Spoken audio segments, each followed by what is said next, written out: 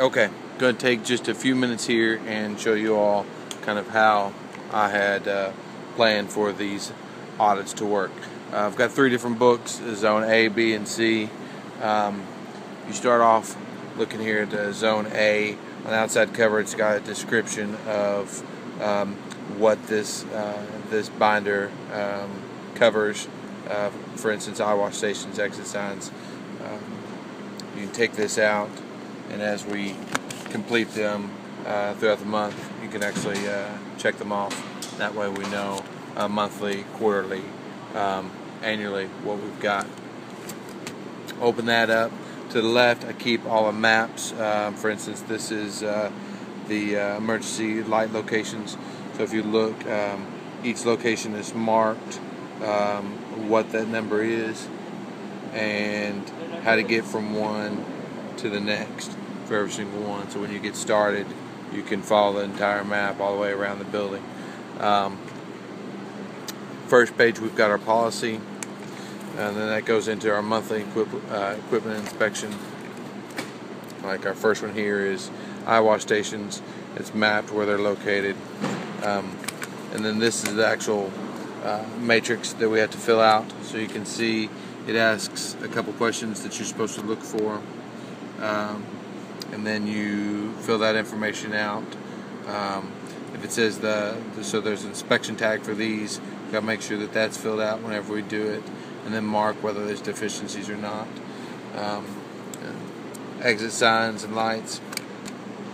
So you do the same thing here. You would go back and make sure that they meet all these criteria, utilizing the map that I've got up front, and then mark whether they got any deficiencies or not. If you do find deficiencies, you have to note those and put that into the GSD as an action item so that they get repaired. You can see an example of that for Zone C, where I did that the other day. Fire extinguishers, kind of same thing. We're working on that with AmCare as they're going to start taking over the audit process with that. If you're going back, we've got our quarterly e-stops and cords. So if you look here under e-stops, I've got every location. They are not labeled.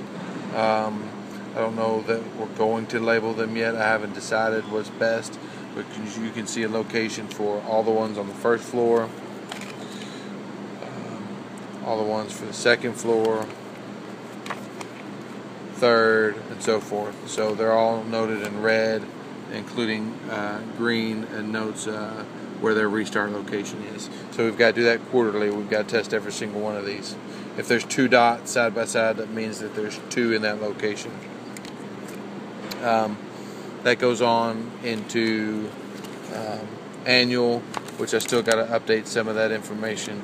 But what's important is that every month we fill out this matrix and that's completed. And then towards the end of the year, I will combine all matrices together so that we can fill that into the GSD.